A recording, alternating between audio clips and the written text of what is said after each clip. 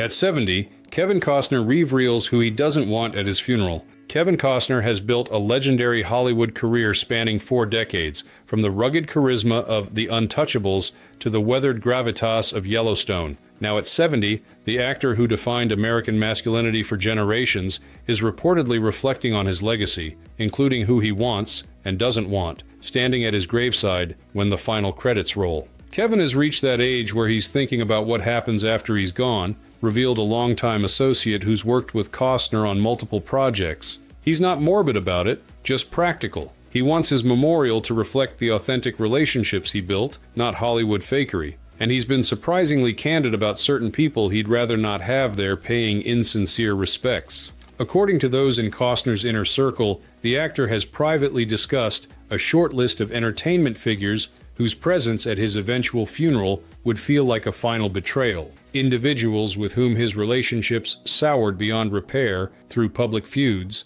private betrayals, or bitter professional disputes. Kevin believes in forgiveness, explained a former production partner, but he also believes in authenticity. The idea of certain people showing up to his funeral for publicity or to pretend there was a relationship that didn't exist genuinely bothers him. He's told friends, "If they didn't respect me in life, they don't belong at my funeral." Tonight, we reveal the 6 individuals who Kevin Costner reportedly doesn't want anywhere near his final farewell. A revealing glimpse into the grudges, tensions, and broken relationships that have marked his otherwise triumphant Hollywood journey. You were great. Thank you. You were great.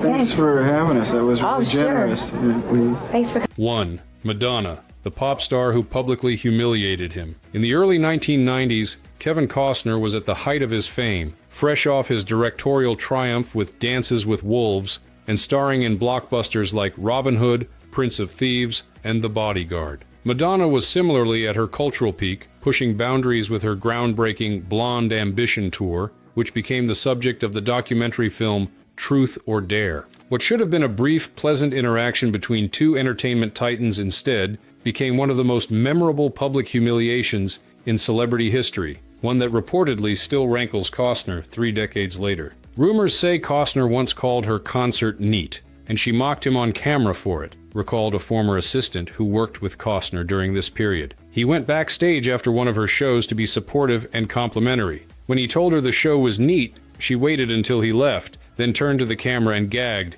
making it clear she found his comment unsophisticated and laughable. This moment, captured in Truth or Dare and seen by millions, became an infamous pop culture incident that portrayed Costner as square and uncool while burnishing Madonna's provocative, boundary-pushing image. What made the slight particularly cutting was that Costner had attended the concert with his children and brought them backstage to meet the star, only to be mocked once his back was turned. Kevin felt ambushed and used, explained a friend who witnessed the aftermath. He'd brought his kids to meet someone he thought was a fellow artist, only to discover he was basically set up as a punchline in her documentary. It wasn't just disrespectful to him, but embarrassing for his children. While Costner has rarely spoken publicly about the incident in the decades since, those close to him claim it fundamentally altered his view of Madonna and of the performative aspects of celebrity culture more broadly. The perceived betrayal reportedly left such a lasting impression that Madonna's name has come up in Costner's private discussions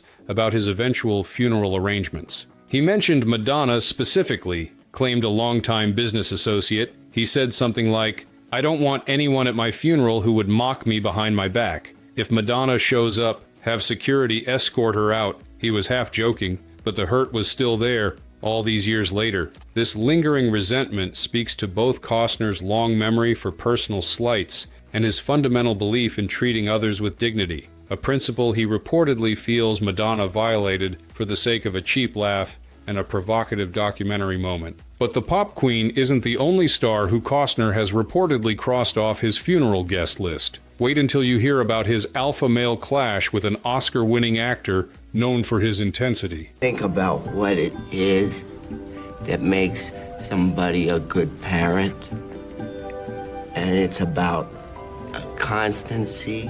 2. Sean Penn, the actor whose ego clashed with his own. On paper, Kevin Costner and Sean Penn seem cut from similar Hollywood cloth, serious actors with directing ambitions, strong political opinions, and reputations for being uncompromising in their artistic visions. Yet according to industry insiders, these similarities may have contributed to a long simmering tension between the two stars rather than creating common ground. Two egos, two alpha male reputations, and two very different worldviews, noted a producer who has worked with both actors at different points. Both are incredibly talented, both take their craft deadly seriously, and both have very strong opinions about how things should be done. It's a recipe for conflict. The origins of the reported friction between Costner and Penn remain somewhat murky, with several different versions circulating among Hollywood insiders. Some trace it to competitive tensions during the late 1980s and early 1990s, when both were establishing themselves as leading men with serious acting credentials and directorial ambitions. They were competing for similar roles and similar status in Hollywood, explained a casting director familiar with both actors' careers. The difference was that Costner had achieved massive commercial success with films like Dances with Wolves and The Bodyguard, while Penn was seen as the more serious actor's actor. That created a natural tension, Costner wanting the critical respect Penn had, Penn perhaps envious of Costner's mainstream appeal. Others point to their divergent political styles as a source of friction. While both men have been politically active throughout their careers, their approaches differ dramatically. Penn's more confrontational, direct involvement in international issues, contrasting with Costner's more measured, traditionally American perspective. Kevin and Sean represent two very different versions of Hollywood activism, said a former studio executive who has dealt with both stars. Penn flies into disaster zones and meets with controversial world leaders. Costner makes films about American history and supports environmental causes.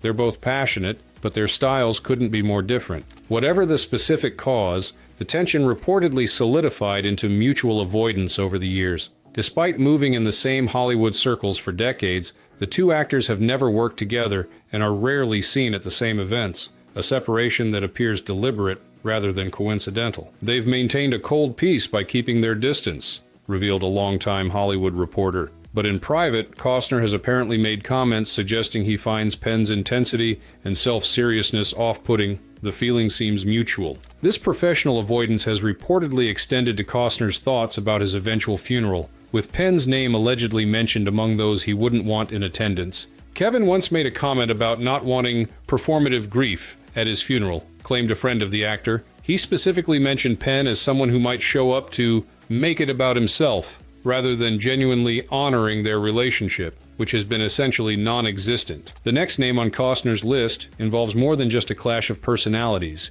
It represents a painful professional breakup with millions of dollars and a legendary film's legacy at stake. Whitney, if you could hear me now, I would tell you, you weren't just good enough. You were great. You weren't just pretty. You were as beautiful as a woman could be. And people didn't just like you, Whitney. They loved you. Third, Whitney Houston's estate, the legacy that turned litigious. The Bodyguard wasn't just one of the biggest box office hits of the 1990s, it was a cultural phenomenon that produced the best-selling soundtrack of all time and cemented both Kevin Costner and Whitney Houston as global superstars. The film's success created a bond between the two performers that Costner spoke about movingly at Houston's funeral in 2012, delivering one of the most heartfelt eulogies for his former co-star. Yet, according to those familiar with the situation, Costner's relationship with Houston's estate in the years following her death has been far more complicated and contentious. So much so that representatives of her estate have allegedly landed on his not welcome funeral list. After The Bodyguard, their relationship reportedly soured over sequels and control, explained an entertainment lawyer familiar with the situation. For years, Costner had been developing a concept for a sequel to The Bodyguard. After Whitney's death, those efforts continued, but with increasing friction between Costner and the executors of Houston's estate. The reported conflict centered around creative control, financial considerations, and the appropriate use of Houston's image and legacy in any potential sequel or reboot. While Costner allegedly believed he was honoring their artistic partnership and her memory,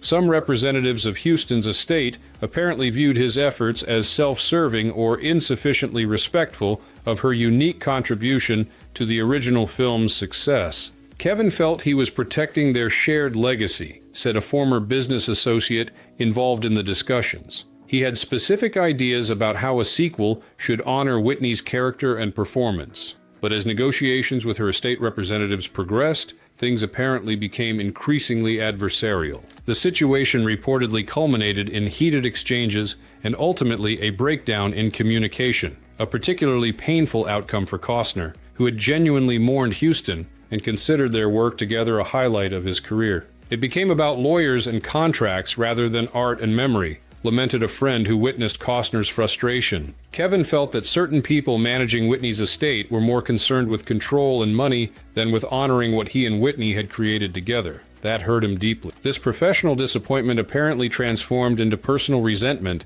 when Costner began to feel that his own motives were being questioned or mischaracterized by those speaking for Houston's estate. What had begun as an effort to honor their collaboration allegedly became a source of ongoing stress and disillusionment. Kevin mentioned to friends that he wouldn't want certain representatives from Whitney's estate at his funeral, claimed a source close to the actor. He felt they had twisted his genuine desire to honor their work together into something mercenary. After speaking so movingly at her funeral, the idea that her representatives might attend his own funeral struck him as painfully ironic. This complex situation demonstrates how professional conflicts can become deeply personal, especially when they involve the legacy of someone no longer able to speak for themselves. For Costner, the reported tension with Houston's estate represents not just a business disagreement, but a painful coda to what had been one of his most meaningful professional relationships. Professional disappointments can cut deep, but sometimes the most lasting wounds come from those who were once close collaborators.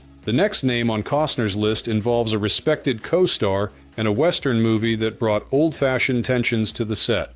We don't much like being here, but a man's got a right to protect his property and his life, and we ain't letting no rancher or his lawman take either.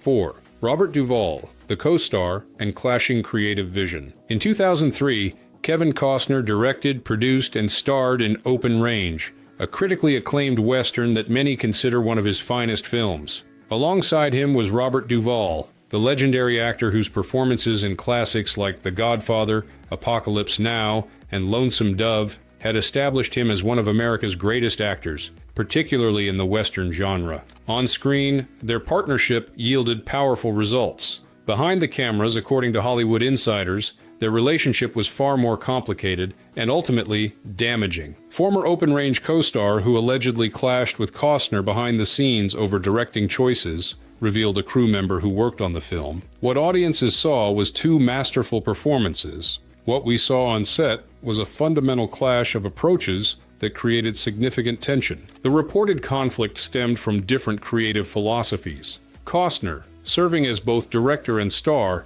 had a specific vision for the film, a contemplative, visually striking Western that took its time developing characters and building toward its climactic gunfight. Duvall, with his own extensive experience in Westerns and strong opinions about the genre, allegedly had different ideas about how certain scenes should be approached. Western legend versus Western legend. Old school ego war, summarized a producer familiar with both actors. Duvall isn't just an actor, he's an institution with very clear ideas about his craft. Costner was directing what he considered his definitive Western. When those visions didn't align perfectly, sparks flew. The specific points of contention reportedly ranged from character motivations to pacing to the practical aspects of filming certain scenes. While both men maintained professional demeanors, those on set described an increasingly strained relationship as production progressed. They were never openly hostile, clarified an assistant director from the film. It was more a cold tension, lots of terse conversations,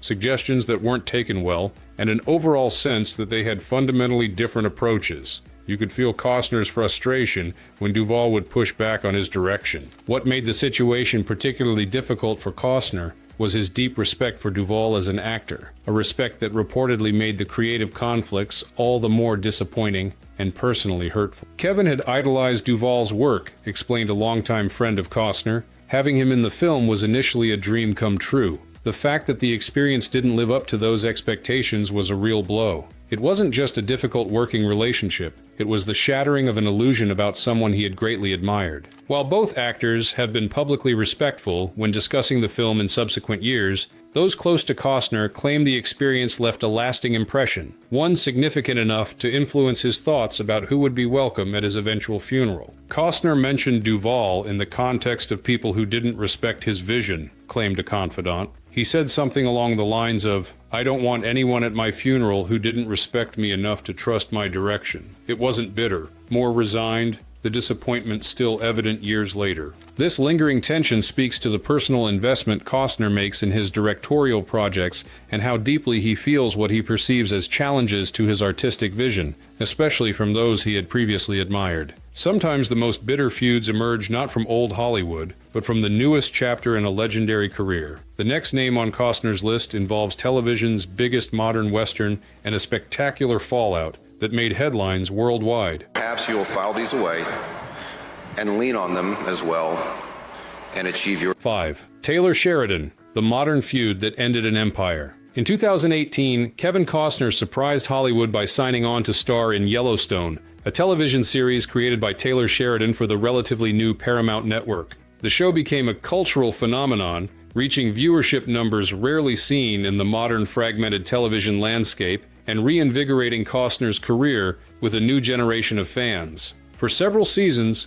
the partnership between Costner and Sheridan seemed to be a perfect marriage of star power and creative vision. Behind the scenes, however, tensions were reportedly building that would eventually explode into one of entertainment's most talked-about feuds. Behind-the-scenes drama led to Costner's explosive exit from Yellowstone, noted an executive at Paramount, who witnessed the deterioration of the relationship. What began as mutual admiration evolved into increasingly different priorities and communication styles, until eventually the situation became untenable for both sides. The conflict reportedly centered around scheduling, creative control, and differing visions for the show's future. As Yellowstone grew into a massive hit, Sheridan expanded his vision into an entire universe of interconnected shows. Simultaneously, Costner began developing his passion project, a multi-part Western film epic called Horizon that he would direct and star in. These competing priorities created a perfect storm, explained a producer familiar with both projects.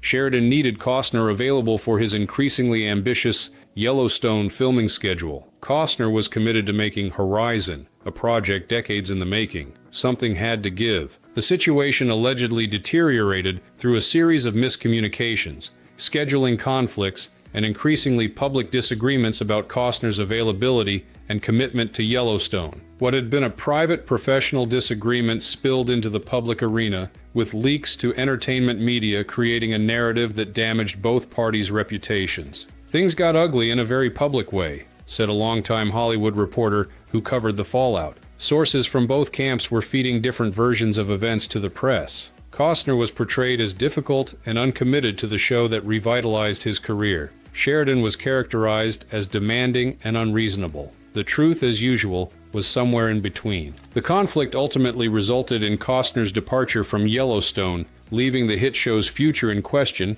and generating disappointment among millions of fans. For Costner, beyond the professional implications, the situation reportedly felt like a personal betrayal, a sentiment that has apparently extended to his thoughts about his eventual funeral. Kevin mentioned Sheridan specifically when discussing people he wouldn't want at his funeral, claimed a close associate. He felt the narrative that emerged painted him as ungrateful or difficult, when from his perspective, he was simply trying to honor all his professional commitments while pursuing his passion project. The way it all played out in public felt like a betrayal of what had been a mutually beneficial relationship. This modern feud, still fresh in the public consciousness, represents a particularly painful chapter for Costner, one where a career-revitalizing collaboration ended in acrimony and public recriminations, tarnishing what should have been a highlight of his later career. The final name on Costner's list involves one of Hollywood's biggest female stars and a series of mysterious missed collaborations that have fueled speculation for decades. Life that I've built with my husband, the life that we've built.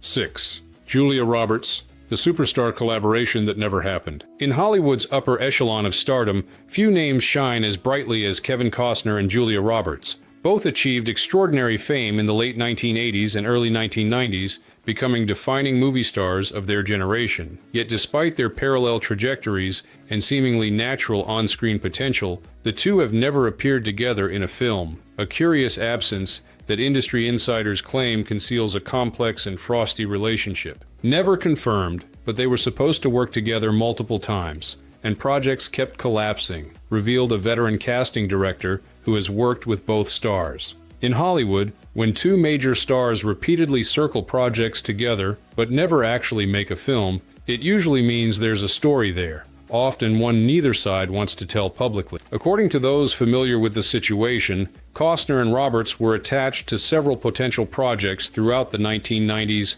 and early 2000s, including romantic comedies, thrillers, and dramatic films that seemed perfectly suited to their respective star personas. Each time, the collaborations fell apart for reasons that were never fully explained publicly. High profile, unexplained silence, what really happened, energy, summarized a former studio executive who was involved in one of the failed projects. Their teams would engage, negotiations would progress, sometimes even press announcements were drafted, then suddenly, everything would collapse. After it happened multiple times, people started to wonder what was really going on. The specific source of the tension remains something of a Hollywood mystery, with multiple theories circulating among industry insiders. Some suggest it began with a disagreement over billing or compensation during early negotiations. Others point to conflicting creative visions for the projects they considered. A few hint at a personal interaction that left a lasting negative impression. Something happened between them,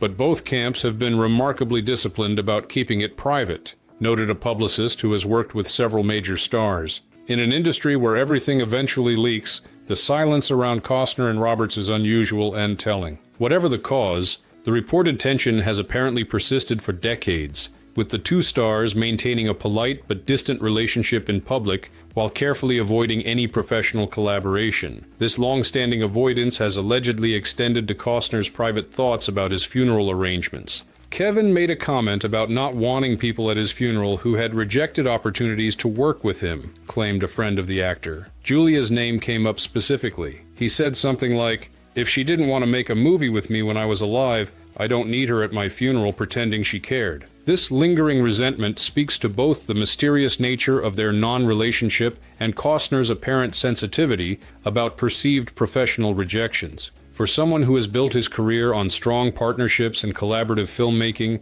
the persistent failure to work with one of his generation's defining actresses seems to represent a particularly meaningful absence. Not what happened, not cut out. I'm saying when I got the job and I'm driving home on the freeway. The price of principles in Hollywood. The 6 individuals who reportedly would not be welcome at Kevin Costner's funeral represent different aspects of a Hollywood career spanning more than 4 decades. Different types of disappointment, betrayal, and disillusionment that have shaped Costner's understanding of the entertainment industry and his place within it. From Madonna's public mockery to Taylor Sheridan's recent professional fallout, from Sean Penn's alpha male rivalry to the complex tensions with Whitney Houston's estate, these relationships reveal the personal costs of maintaining principles and expectations in an industry often lacking both. Kevin has always been guided by a clear moral compass, explained a director who has worked closely with him on multiple projects. He has strong beliefs about how people should treat each other, with respect, honesty, and professionalism. When someone violates those principles, it cuts deep for him, and he doesn't easily forget or forgive what he perceives as character-revealing behavior. This uncompromising approach to relationships has undoubtedly cost Costner at various points in his career. Industry power players who might have advanced his interests were sometimes alienated by his unwillingness to play politics or overlook slights.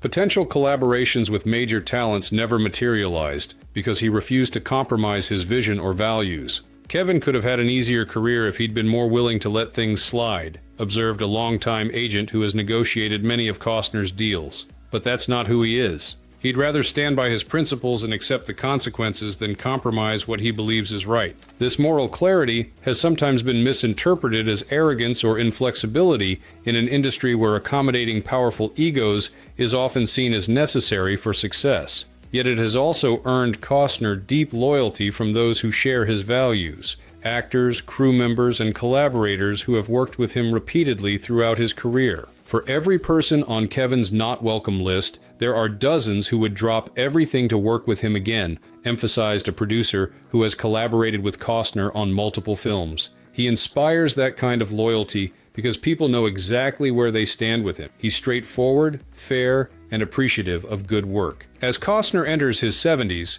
this pattern of clear boundaries and uncompromising standards shows no signs of softening. If anything, his recent experiences with Yellowstone and his commitment to making Horizon, despite significant obstacles, suggest a man increasingly determined to live and work according to his own values, regardless of industry pressure or expectations. Kevin has reached a point in his life where he's focused on legacy, both professional and personal, said a close friend. That includes being honest about which relationships mattered and which ones revealed something disappointing about human nature. His thoughts about his funeral are really about authenticity, wanting his final chapter to reflect the truth of his life, not Hollywood fakery. On dances, I mean, I thought, well, the only person that can screw it up is me.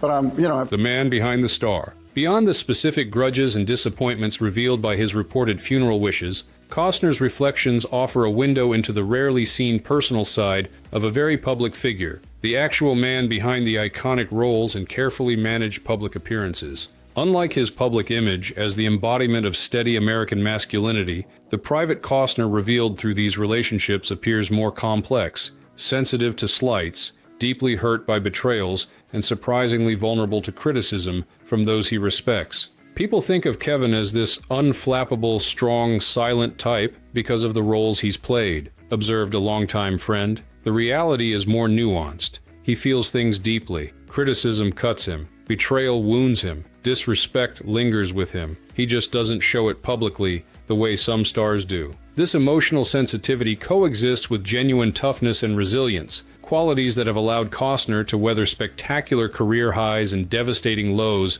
while maintaining his artistic integrity and personal dignity. From the triumphant Oscar wins for Dances with Wolves to the catastrophic failure of Waterworld, from bitter divorces to career reinventions, he has demonstrated a remarkable ability to absorb blows and continue forward. Kevin's strength isn't about not getting hurt, it's about continuing despite the hurt, explained a director who has worked with him through both successful and challenging projects. He remembers every slight and betrayal, but he doesn't let them define him or determine his next move. That's a different kind of strength than most people understand. This combination of sensitivity and resilience has shaped Costner's approach to relationships throughout his career. He forms deep, lasting bonds with those who demonstrate loyalty and shared values, while maintaining polite but firm distance from those who have disappointed or betrayed him. This selective approach to relationships becomes increasingly apparent in his later years as he focuses energy on connections that bring genuine value to his life. As Kevin has gotten older, he's become more intentional about where he invests emotionally, noted a colleague from recent years. He doesn't have time for fake Hollywood relationships or people who've shown their true colors in negative ways. His thoughts about his funeral reflect that clarity, wanting to be surrounded, even symbolically at the end, by people who genuinely cared about him rather than those who might attend for appearances' sake. In this context, Costner's reported not welcome list represents not pettiness or grudge holding, but a kind of final authenticity, a desire for his last earthly gathering to reflect the genuine connections and honest relationships that defined his life rather than the performative aspects of celebrity that he has increasingly rejected. Kevin has always seen beyond Hollywood illusions, concluded a friend of many decades. He's built a remarkable career while maintaining a clear-eyed view of the industry's artifice. It makes perfect sense that he'd want his funeral to be equally authentic, attended by people who truly knew and valued him, rather than those who might show up for the cameras or to rewrite a complicated history.